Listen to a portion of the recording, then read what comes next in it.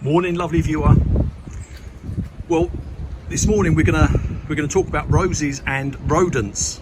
I've got a problem in my garden, so we're gonna see the signs that that made me aware that we have got a rodent problem in my garden.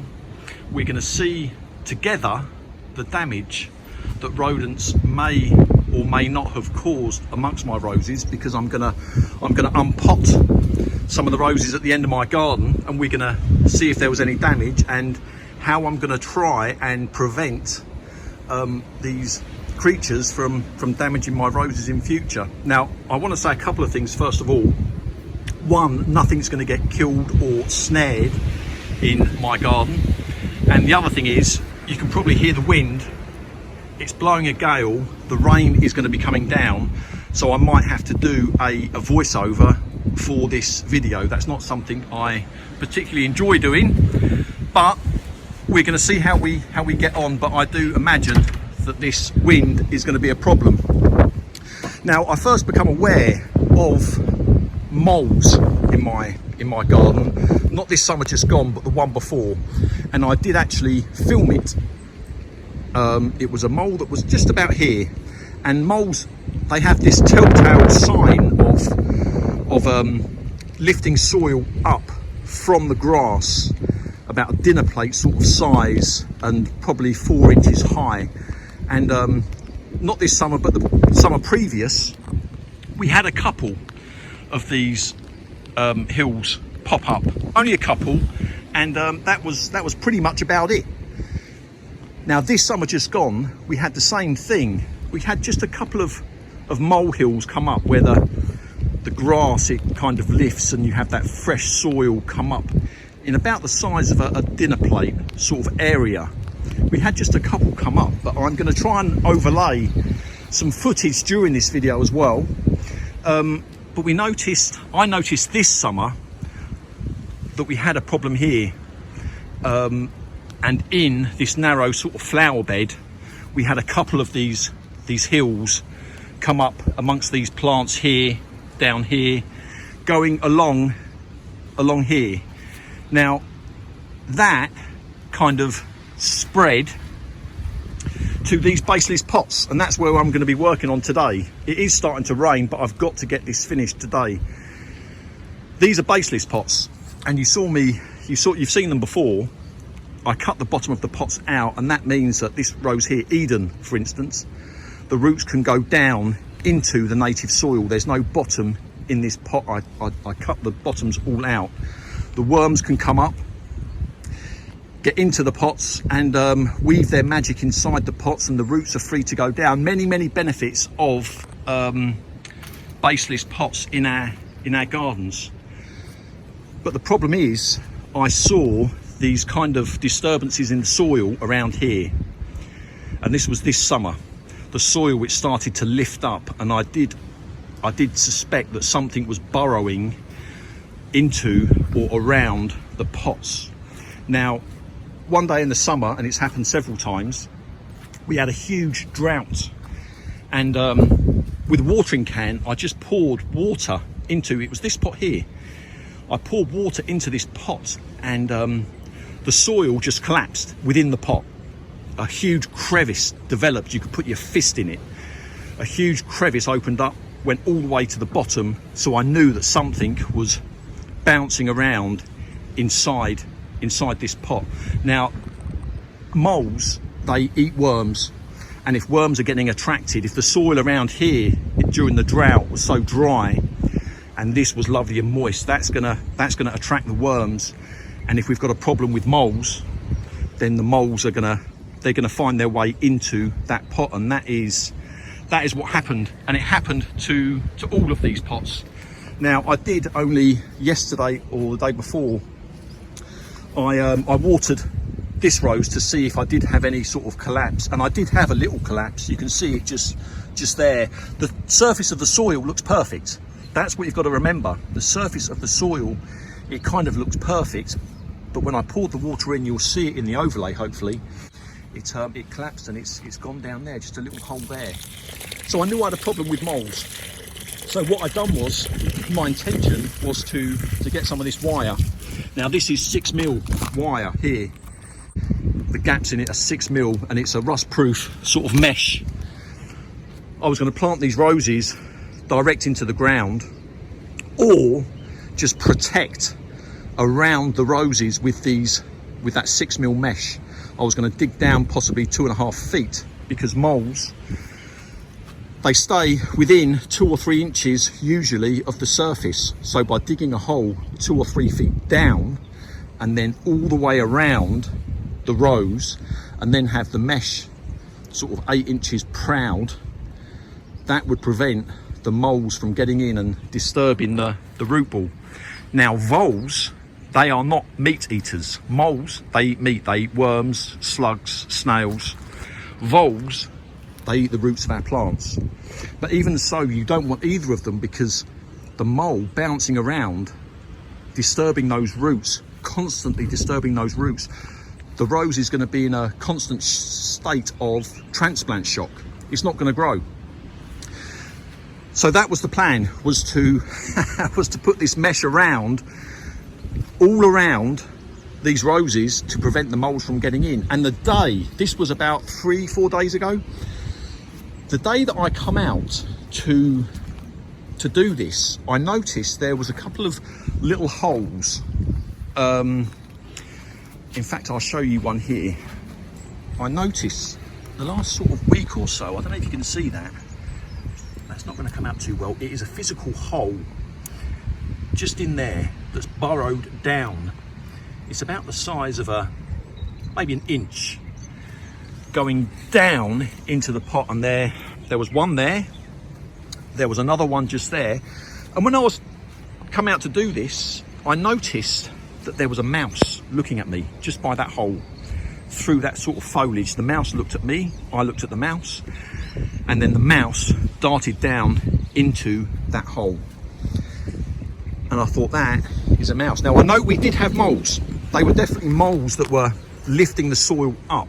But a sign that you've got mice is they have a telltale sort of thing by all accounts. And you can see here, here's one. You see that? Tiny little hole there. We're feeding the birds. And the mouse is saying, thank you very much. And I'll show you another one here that's, you see this? Tiny little hole. And just for good measure, I'm going to show you one more. And I will say at this point that the mice, they are a little clever. They do try and drag foliage into the holes to hide the holes up, but that is a sign of mice. Now mice, from the limited research that I've done, they are far more difficult, because this mesh with 6mm gaps, a mouse will go straight through it. And mice, they will also live off worms. Mice will also eat the roots of our plants. They will eat our plants, and they will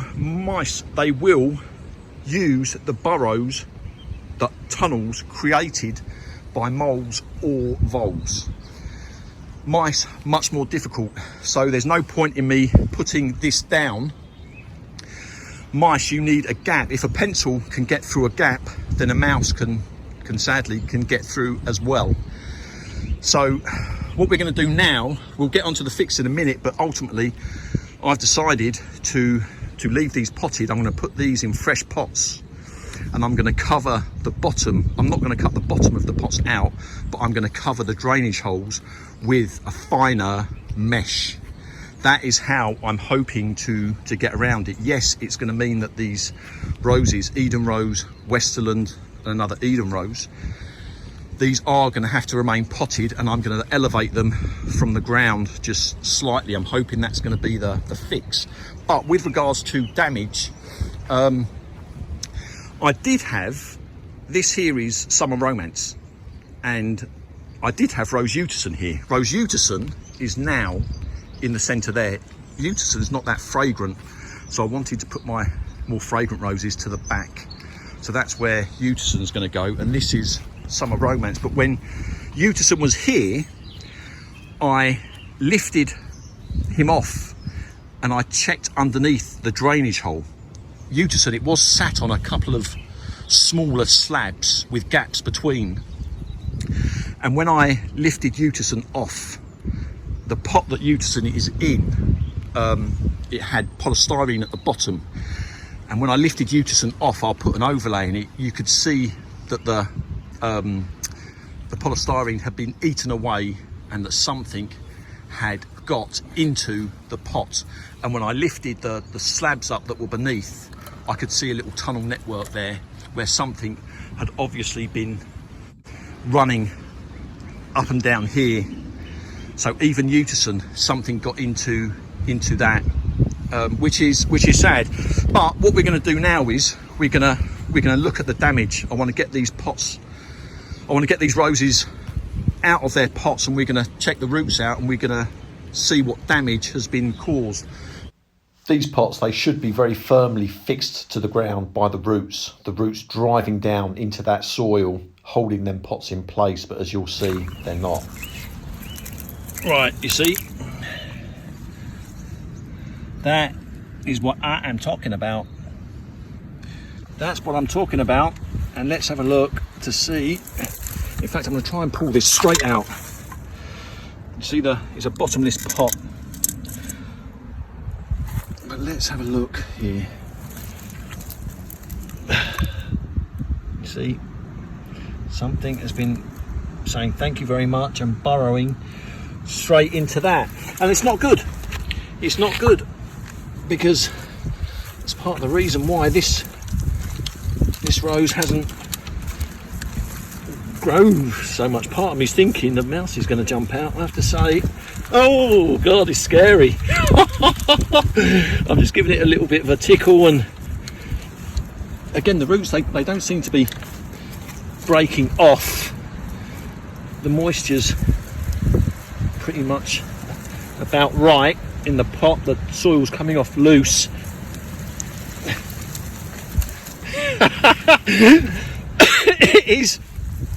It is scary.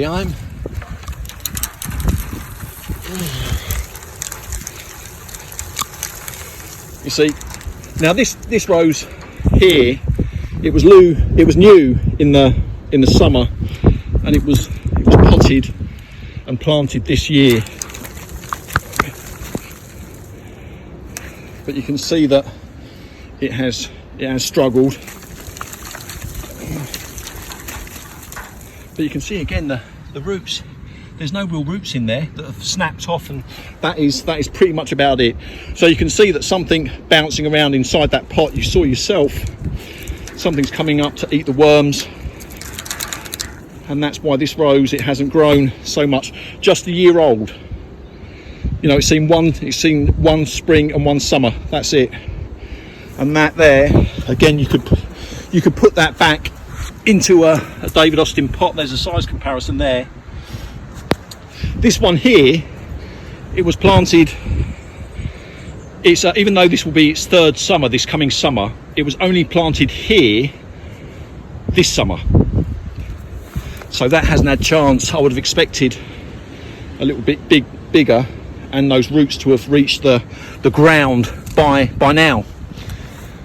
But I think we're just going to do those two, and now we need to start thinking about getting them in these new pots.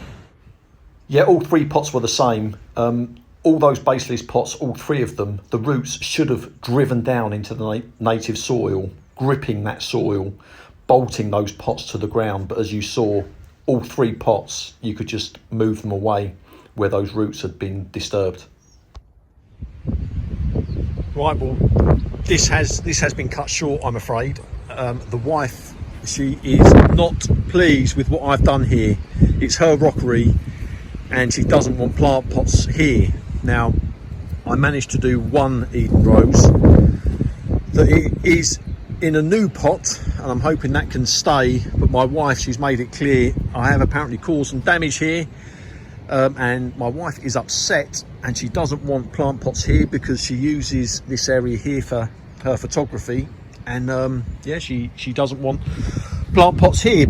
But I will show you very quickly, at least I'll try and show you the idea is this I've used like a sealant. It's a weatherproof, waterproof epoxy, and I put that down on top. It's a very fine, you get them in sheets, you can cut them. It's a rust-proof mesh. The gaps are just 2mm, and mice, they cannot get up underneath it. My fingers are black because that was the epoxy. But that was the idea, and I put it on the outside. I could have put these sheets down on the inside of the pots. You know, if you imagine that pot standing upright, and just put the sheets down. But I decided to put it on the outside because even though I know that these sheets, they do allow water to pass straight through, so the drainage will be there, I do fear that in time, over time, you know, particles, granules, tiny bits of sand or something will start to clog that up. And if that happens, then obviously we will be restricting the drainage and we will be in even bigger problems. So I'll put it on the outside, and worst case scenario, if over time the drainage does start to become a problem and we lose that sort of free drainage, then I can always take this off, clean it and put a new one down. But that is basically what we've got. If you want to try and prevent mice getting into your pots, you need this fine mesh. I'm hoping I've covered everything in this video as much as I could. I wish I could show you that, you know, the thing's complete, but sometimes things that just aren't like that. That pot I have done, it's the same as that with that mesh underneath. Now, with regards to planting the roses in the ground, if you have roses in the ground, people, they say rosemary, peppermint or mints, those strong sort of smelling herbs, the rodents, they don't like the smell of those. People, they're going to talk about poisons. We don't use poisons in our garden. You know, the ecosystem gets all upset. We have birds of prey here, we have kestrels, sparrowhawks, kestrels, buzzards. We used to have a kestrel here, would sit on here for an hour or 2 hours every single day, religiously.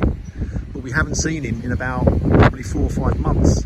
He would be here all day, and of course those birds of prey, they do feed off the mice. And it could be, even though we haven't seen him, we don't know what's happened to this small bird of prey, it could be that he ate a mouse or a rat or something that had been poisoned, and then of course the poison, it gets knocked forward, because if something's been poisoned, if something eats that poisoned animal, then the chances are they will get poisoned too. Now, I'm going to cut this video short. I'm sorry that it's not panned out the way that I wanted it to, but I'm hoping I've given you some clues as what some of these rodents, the sort of things they leave behind, to give you clues that they're present. But lovely viewer, I hope you have a lovely day.